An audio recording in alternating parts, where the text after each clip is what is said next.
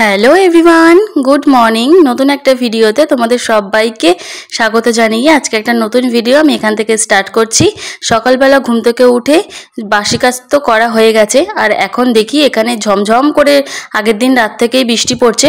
তো এখন যখন আমি বাসি ঘরদোর ঝাড় দেওয়া দিতে দিতে যখন আমি নিচে গিয়েছিলাম, তখনই এক পাল্লা কিন্তু ঝপঝপিয়ে বৃষ্টি নেমে গেছে। আর এখানে পুরো গামলাগুলোতে কিন্তু জল একদম ভর্তি হয়ে গেছে।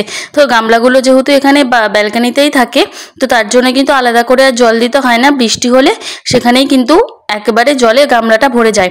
আর এই দিকেও কিন্তু রাস্তার পুরো একদম জল একদম কিন্তু ভরে গেছে। এখানে পুরো জলে ভরা ছিল, আস্তে আস্তে জলগুলো পাস হচ্ছে, তার জন্য কিন্তু এখন অনেকটাই ফাঁকা হয়ে গেছে। তো চলো এবার সংসারের কাজবাজ শুরু করি। সকালবেলা উঠে যেটা আমার মেন কাজ থাকে, সেটা তো তোমাদের আগেও বলেছি, এখনও বলছি, বাসনগুলো জায়গা মতো রেখে দেওয়া। এটাই আমার সকালবেলা মেন কাজ থাকে। আর তারপর আমি ওদিকে তারপর চা করব, একে একে তখন সবগুলো কাজগুলো করব। তো এই কাজটা যদি না করি না সকালবেলা, তাহলে খুবই অসুবিধা হয়, কারণ এরপর যা আমি বাসন কোসন ধোবো সেগুলো আর কি ওই ঝাঁকাতে রাখতে খুবই অসুবিধা হয়। তো কালকে ছিল 2 অক্টোবর, মহালয়া ছিল। তো সবাইকে শুভ মহালয়া তোমাদেরকে আমি এখন জানাচ্ছি। মাতৃপক্ষ শুরু হয়ে গেছে, আর এইখানে এখন সকালবেলা উঠে দেখছি মহালয়া, কারণ বেলা করে সকালবেলা তো উঠতে পারি না খুব একটা, সেই 5টার সময় উঠে এখন মহালয়া দেখা সম্ভব না। আগে ছোটবেলা জানো তো সকালবেলা উঠেই মহালয়া দেখতাম, মা ডেকে দিত বা ফোনে অ্যালার্ম দিয়ে রাখতাম, তখন আমি ভাই আরও সবাই মিলে একসাথে বসে মহালয়া দেখতাম। এখন অনেকক্ষণ পর তোমাদের সাথে কথা বলছি। আমি লাস্ট কথা বলেছিলাম তখন মনে হচ্ছে 8:30 বাজে, চা করছিলাম, আর প্রচণ্ড ঝটপটের মধ্যে আমার এখন টাইমটা গেছে। এখন বাজে হচ্ছে ওই 12:30 নাগাদ। এখানে 1:45 দেখাচ্ছে, কিন্তু ঘড়িটা ফার্স্ট আছে, 12:30 বাজে পাক্কা। তো এখন অনেকক্ষণ পর কথা বলছি, কারণ আজকে সকালবেলা দিয়ে প্রচণ্ড ঝটপট ছিল। তো মা আর বাবা গেছে বড় বাজারে আর কি, কিছু টুকটাক মানে কিছু কেনার টেনার আছে, তার জন্য ওই হারপিক টারপিক আমাদের তো সব ওখান থেকে নিয়ে আসে বড়গুলো একেবারে, তো তার জন্য গেছে। আর হচ্ছে ও বেরিয়ে গেছে হচ্ছে কলকাতায় গাড়ির জন্য কি একটা দরকারে। তো যাই হোক, সব মিলিয়ে সকালবেলা ওদেরকে তাড়াহুড়ো করে রান্নাবান্না একেবারে টোটালি করে নিয়েছি কমপ্লিট। তো তারপর সব কিছুই সকালবেলা আমি উঠে করে নিয়েছি। এখন আমি পুরো ঝাড়া হাত পা ফ্রি। আধারও দেখাই আজকে তোমাদের কী কী রান্না। আজকে সেরকমভাবে কিছু করিনি। এখানে আছে ভাত, ওরা 3জন খেয়ে গেছে, আমিও সকালবেলা ভাত খেয়েছি, তো ওরা একেবারে খেয়ে গেছে। আর এখানে যা ভাত আছে সেটা আমার দুপুরে হয়ে থাকবে, ফ্রিজে রেখে দেবো। তো ভাত করেছি, এখানে করেছি হচ্ছে গাটি কচুর তরকারি, এটা একদম মাখা মাখা করে করেছি। এখানে আছে চালতার চাটনি, যেটাও হচ্ছে কালকে, আর এর নিচে হচ্ছে চালতার ডাল, যেটাও হচ্ছে কালকের। এগুলো সব হচ্ছে গরম করা। এখন আমার সেরকমভাবে কোনো কাজ নেই, এখন কাজটা হচ্ছে আমি জাস্ট ঘরটা একটু মুছবো। তো রোজ তো মুছতে পারি না, একদিন ছাড়া ছাড়া মুছি। তো আজকে যেহেতু ঘরে কেউ নেই, আমি পরশুদিন মুছেছিলাম, আর আজকে ঘরে কেউ নেই, তাই আজকে মুছে নেবো। কিন্তু তার আগে আমার মাথায় আইডিয়া আসছে যে গাটি কচু দিয়ে তো সকালবেলা খেয়ে নিয়েছি, কিন্তু ঘর যখন ফাঁকা, তো কিছু একটা বানানো যাক। তো ভাবছি ডিম দিয়ে একটা মৌ মুখার্জি ব্লগারের, মানে মৌ মুখার্জি যে দিদি ব্লগ করে, তো উনি একদিন একটা রেসিপি রেখেছিল ডিমের। আমি আজকে না, আমি এর আগে অনেকবার ওটা বানিয়ে খেয়েছি, আমার ভীষণ ভালো লাগে ওটা খেতে। তো এই মৌদির আমি একটা রেসিপি আজকে ট্রাই করব, তো ভীষণ ভালো হয় খেতে, তোমরাও দেখো। তো চলো, তার জন্য ডিম লাগবে। ডিমটা আমাদের ঘরে ফুরিয়ে গেছে, কিন্তু আমি যাবো এখন ডিমটা আনতে পাড়ার দোকানে।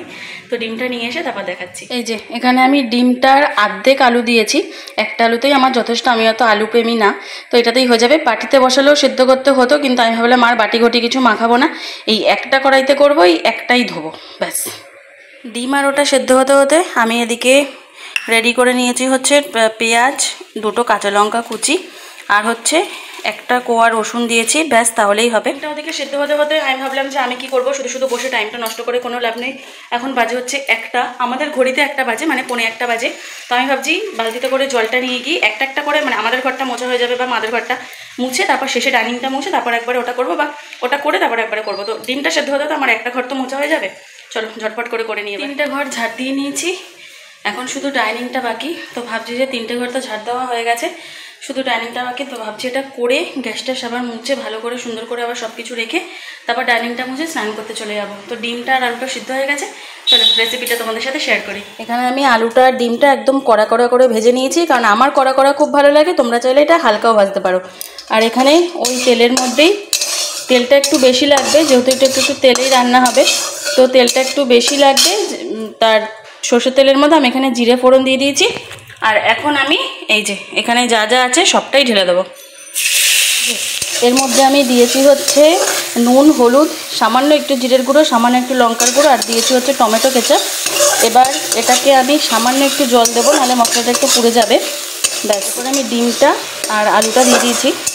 এটা জাস্ট একটু গামাখা গামাখা হবে, নামিয়ে নেবো। আলুটা সেদ্ধ হওয়ার জন্য আমি একটু জল দিয়েছিলাম। তো ওই দিদি যেরকম করেছে সেরকমই করার চেষ্টা করেছি। আমি এরকমভাবে আগে অনেকবার খেয়েছি, দারুণ টেস্টি রেসিপি এটা। আর এটা একটু শুকিয়ে শুকিয়ে আসলে আমি এটা নামিয়ে নেবো। আর এই দিকে আমি চেয়ারগুলোকে মুছে টুচে সব তুলে দিয়েছি টেবিলের উপরে, কারণ আমি নিচটা মুছবো এরপরেই। আর এখানে আমার ফেভারিট মুভি দিয়েছে, সেটা হচ্ছে আই লাভ ইউ। ফাঁকা থাকলে না আমি মন খুলে কাজ করতে পারি, মানে কোনো ঝামেলা থাকে না, কেউ এদিকে পাড়া দেয় না ওদিকে পাড়া দেয় না। আর এইসব কাজ ঘর ফাঁকা থাকলে করাটাই ভালো। তো চলো ঝটপট করে রান্নাটা এবার করে সমস্ত কাজবাজ মিটিয়ে তারপর আসছি। আমার কিন্তু এখানে ডিম কষাটা একদম রেডি হয়ে গেছে। ব্যাস, এটা দিয়েই আজকে আমার পুরো ভাত খাওয়া হয়ে যাবে। আর এটা খেতে এত টেস্টি হয়, আমি যেদিনকে রেসিপিটা দেখেছিলাম তারপরে একদিন ট্রাই করেছিলাম, দারুণ হয় খেতে। তোমরাও চাইলে কিন্তু ট্রাই করতে পারো। কমপ্লিট, এবার পুজো দিয়ে নিই। তার আগে চেয়ারগুলো মোছার সময় সরিয়েছিলাম, ঠিক করে দিই।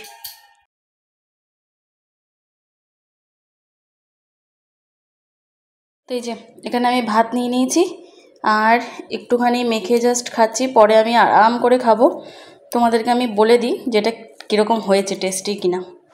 তো একটু আলু, একটু ডিম, সাথে ভাত। খেতে আমি তো জানি টেস্টটা ভীষণ ভালো, তো আজকে কীরকম হয়েছে সেটা বলি। এটা খেতে দারুণ হয়, তোমরা প্লিজ বাড়িতে ট্রাই করে দেখো। খাওয়া দাওয়া তো কমপ্লিট করে চলে এসেছি, আর আজকে ভরপুর খেয়েছি, খুব ভালো লেগেছে খেতে। ওটা দিয়ে শুধু খাওয়া হয়ে গেছে। তো চলো এখন একটু রেস্ট নিই, ফোন দেখতে দেখতে যদি ঘুমিয়ে পড়ি ঘুমিয়ে পড়বো, নাহলে আর কি। তো চলো পরে কথা হচ্ছে আবার। গুড ইভিনিং বন্ধুরা। তো এখন আমি ঘুম থেকে উঠে গেছি, আর বাবা মা চলে এসেছে 5:30 নাগাদ। তো বাবা মার খিদে পেয়েছিলো, রাস্তায় কিছু সেরকম খেতে পারিনি। তো বাবা মা ওই ছোলা মাখা আর চাল ভাজা নিয়ে এসেছিলো, সেটা আমরা মেখে সবাই খেয়ে নিয়েছি। আর তারপর আমি ওই যে ওখানে সন্দেহ দিয়ে দিয়েছি। ব্যাস, পরে আমি আর বাবা একবার চা খেয়েছে, তবু আমি পরে চা খাবো, তখন আবার বাবাও চা খাবে বললো। তো এখন ভাবছি একটু চুলটা বেঁধে টেঁধে নিই, এখন সন্ধ্যে 6:30টাও বাজেনি। তো এই যা, চলো।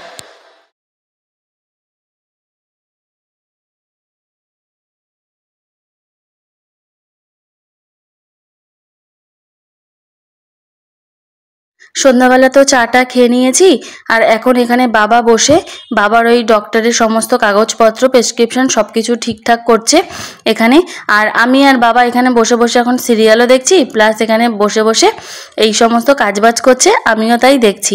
আর তারপর চলে যাব হচ্ছে রাত্রের খাবার বানাতে। আজকে রাত্রেবেলা গাটি কচুর তরকারি আছে, যেটা দুপুরবেলা আমি তো খাইনি, তোমাদের বলেছিলাম। সেটা দিয়ে বাবা আরও রুটি খেয়ে নেবে, আর আমি আর মা এখানে করেছি হচ্ছে ফেনা ভাত। দুপুরবেলা যে ভাত ছিল সেই ভাতটা দিয়ে ফেনা ভাত করেছি, আর এদিকে করে নিয়েছি আমাদের দুজনের জন্য 2টো ডিম সিদ্ধ। তো চলো আজকের ভিডিওটা আর বেশি বাড়াবো না। সবাইকে মহালয়ার অনেক শুভেচ্ছা, অনেক ভালোবাসা। সবাই পুজোতে অনেক এনজয় করো, অনেক ঘোরো। আমাদের কিন্তু পুজোর ধামাকা ধামাকা ভিডিও আসতে চলেছে। পুজোতে একটা কিন্তু দারুণ সারপ্রাইজ হতে চলেছে, তোমরা সবাই তার ভিডিও পাবে। তো চলো আজকের মতো টাটা অ্যান্ড গুড নাইট। আর মাতৃপক্ষ শুরু হয়ে গেছে, কিন্তু দেখো আমাদের দেশের মেয়েটারই কিন্তু এখনো পর্যন্ত কোনো বিচার হলো না। কি করব বলো, আমাদের দেশের মেয়েদের এই অবস্থা, আর কিছু করার নেই। তো চলো আজকের মতো ভিডিওটা এই পর্যন্তই। সবাই ভালো থেকো, সুস্থ থেকো, দেখা হবে নতুন একটা ভিডিওতে।